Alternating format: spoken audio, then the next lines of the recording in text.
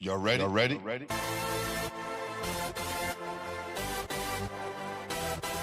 Yeah. You have just stepped into the world of chaos. Where everybody goes hard. Come on. Go hard. Go hard. Go hard. Go hard. Go hard. Or go home. Never back down. You gotta hold your own. Go hard. Go hard. Go hard. Go hard. East Coast. Go hard. West Coast. Go hard. Midwest. Go hard. Dirty. Hurry up, everybody get online, buy your tickets, cause the game about to start. Wow. How long is the NBA practice around? Oh, when I was in there, 2 hours. 2 hours, man. That's the big. Hey, that was the beauty of the NBA, man.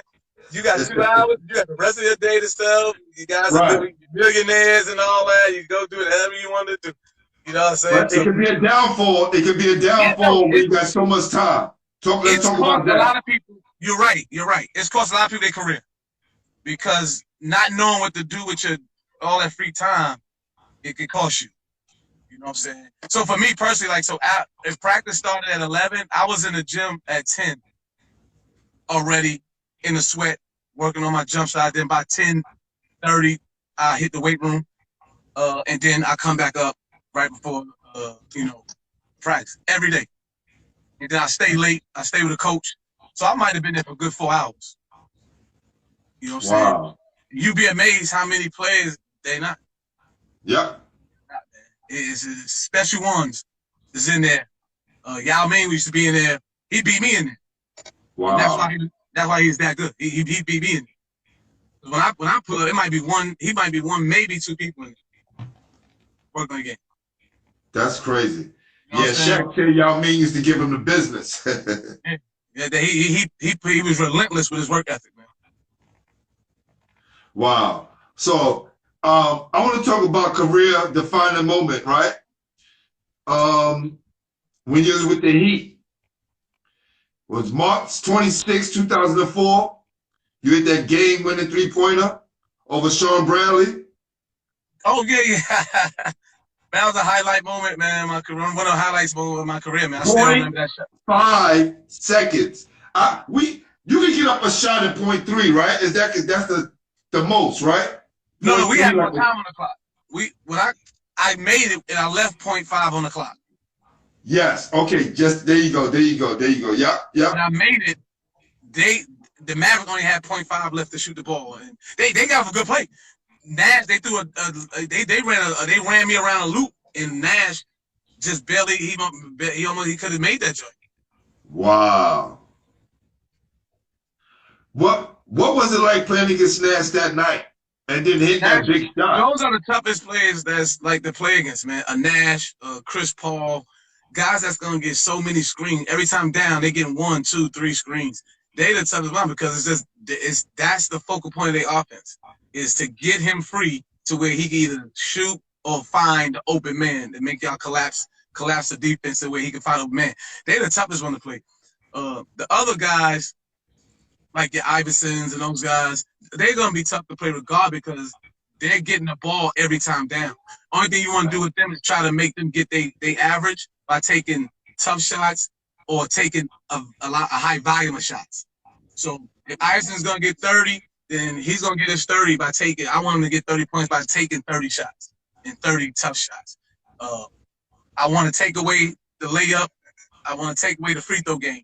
So I don't want to put him on the free throw line by fouling, and I don't want to let him beat me with his quickness and getting in the paint and just living at the rim. I want him to take mid-range pull-up jumpers. If he beat me with mid-range pull-up jumpers all night long and three-point jumpers, salute, because he is a great player. So he's gonna get hit at some point. So, but I want him to be, if he get 30, it better be 9 for 30, 8 for 30, or you know what I mean, and like that. Wow. So now it's 2009, and I'm sitting home, right? And I'm excited because you're like leading the Orlando Magic throughout the playoffs, and then they stop playing you. Well, they didn't stop playing me. My minutes came down. I still started every game, but when I subbed out, I was subbed out for a long period of time. This is what I'm saying. Like, you was carrying the load, right? And well, look, from a lead point guard standpoint, you know, I wasn't the lead scorer because the White House. No. You were just on the court. You made things happen. You facilitated things. Yeah, definitely. So my conspiracy theory, right? Because I'm a big conspiracy theorist. Yep. Is I think the NBA has a problem with New York City basketball players becoming the hero. You know, now, I'm not saying not giving us a chance, just becoming the hero. You know, before I got an NBA, I heard a lot of that. I heard a lot that a lot of these people, they got a problem with New York City players, New York City guards, and I did hear a lot of that when I was coming into the league. What happened with me was it's more of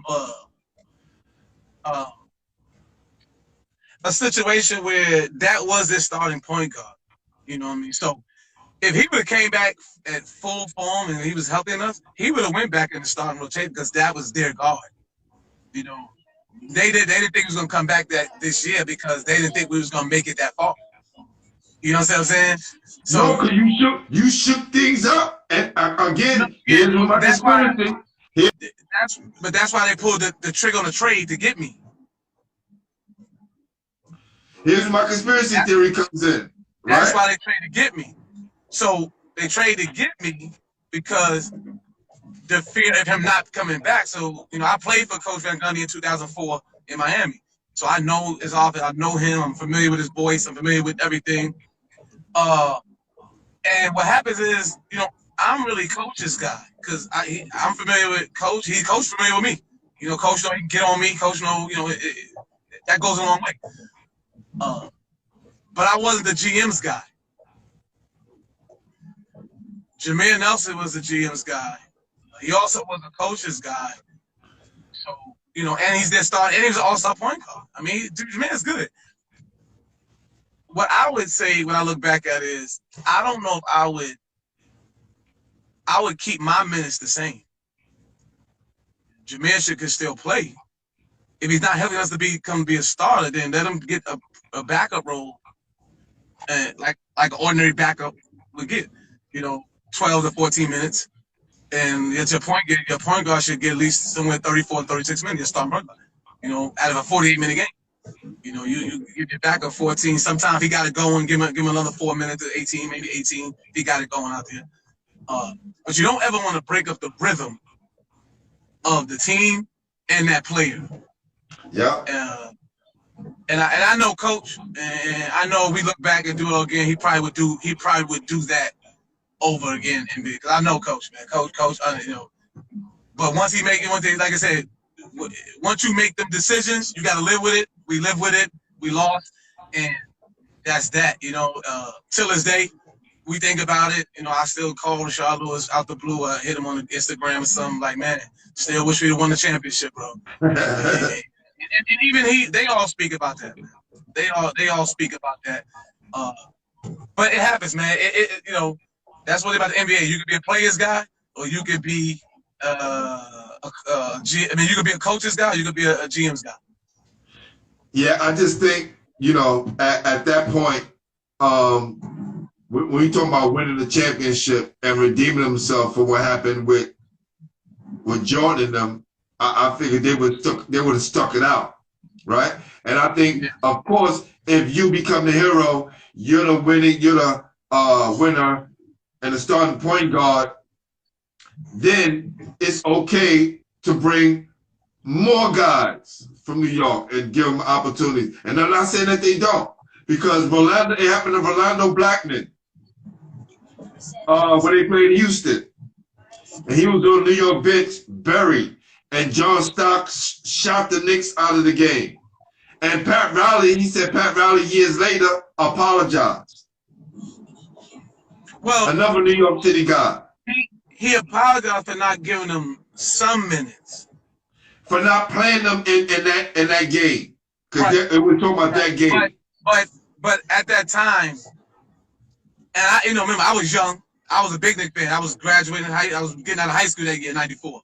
So trust me, it hurt me at that time because I'm a big Knicks. But at that time, it was the right thing to do to still have John Starks out there because of what he's done all the way up until that point for us. Rowe was at the end, pretty much the tail end of his career. I don't think Rowe, and I love Rowe. I don't know if Rowe keeps up with the pace and everything of those Maxwell, Ellie, all those guys that they had because he's at the tail end of his career. And Starks' legs is lively. Starks' defense. Remember, at that point, Rowe's defense. At that point, it wasn't Rowe's offense.